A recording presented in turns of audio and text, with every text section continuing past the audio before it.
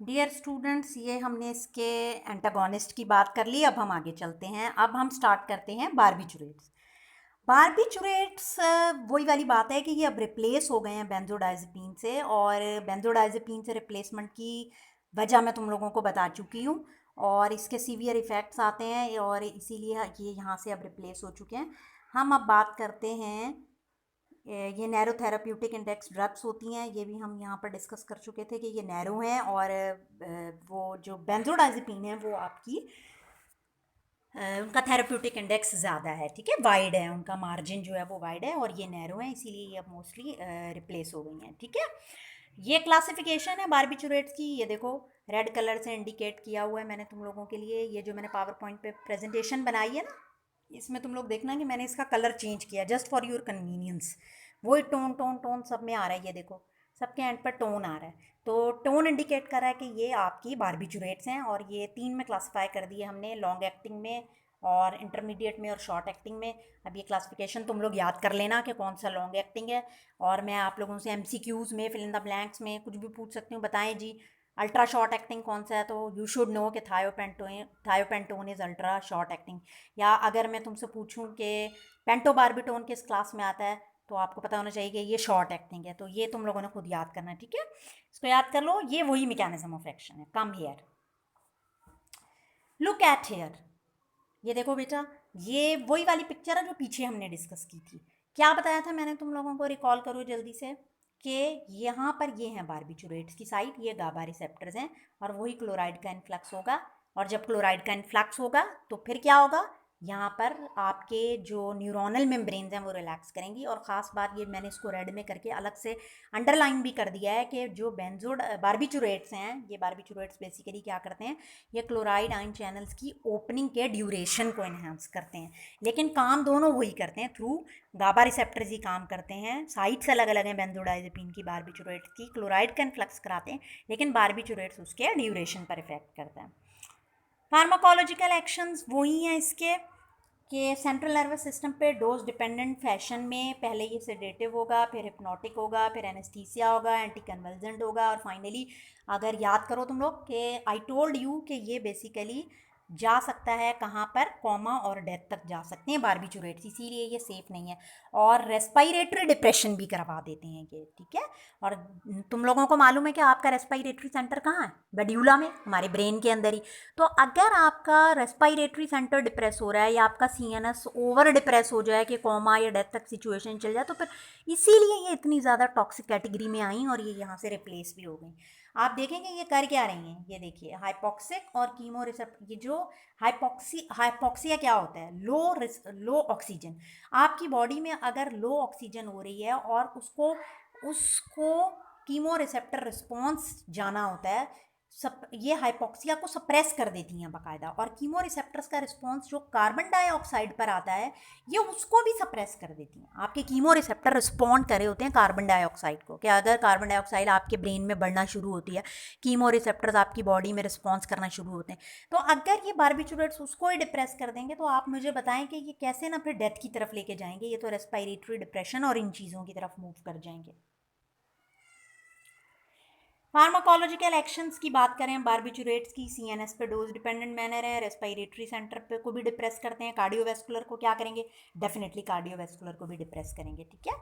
और तुम लोगों के लिए मैं पेन पिक करूं, ठीक है, और अब हम ये ग्रीन ले लेते हैं, चलो भाई।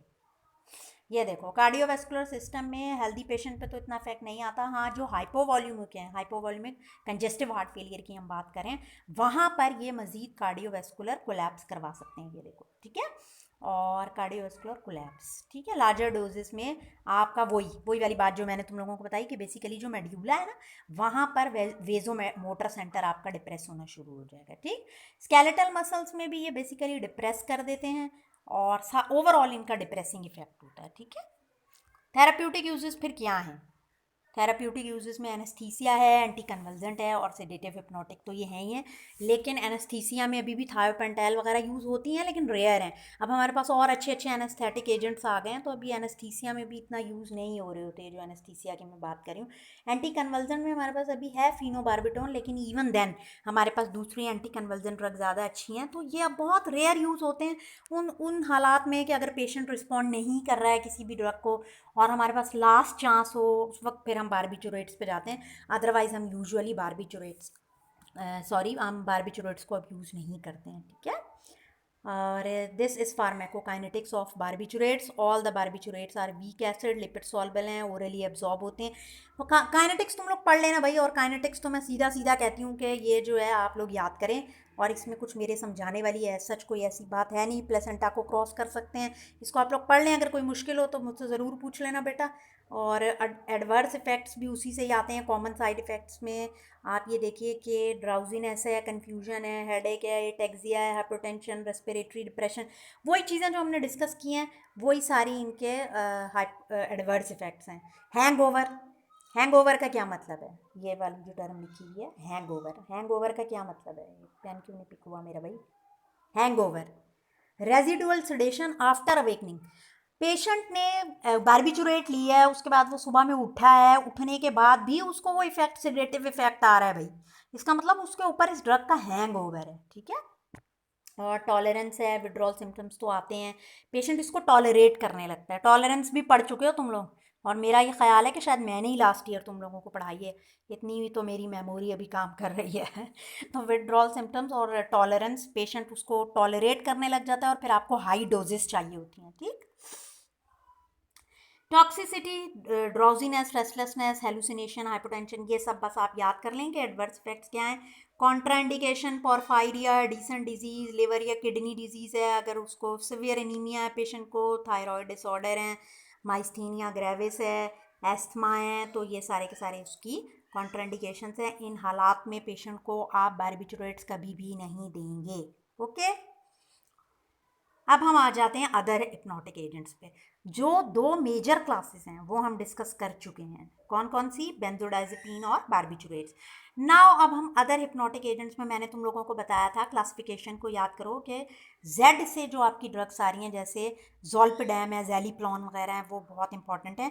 अच्छा, खास बात यह है कि ये अदर हैं, ये ना बारबिचुरेट्स हैं ना बेंजोडाइजेपिन है। आप लोगों ने बात ध्यान में रखनी है कि ये जो जेड की ड्रग्स हैं, ये जो जेड की ड्रग्स हैं, ये जोल्पिडेम है या आगे जितनी भी हैं, ये सब की सब बाइंड तो बेंजोडाइजेपिन रिसेप्टर पर हो रही हैं, लेकिन ये नॉन बेंजोडाइजेपिन है, ठीक है। नॉन बेंजोडाइजेपिन है, बाकी काम ये थ्रू गाबा रिसेप्टर्स के ही करें।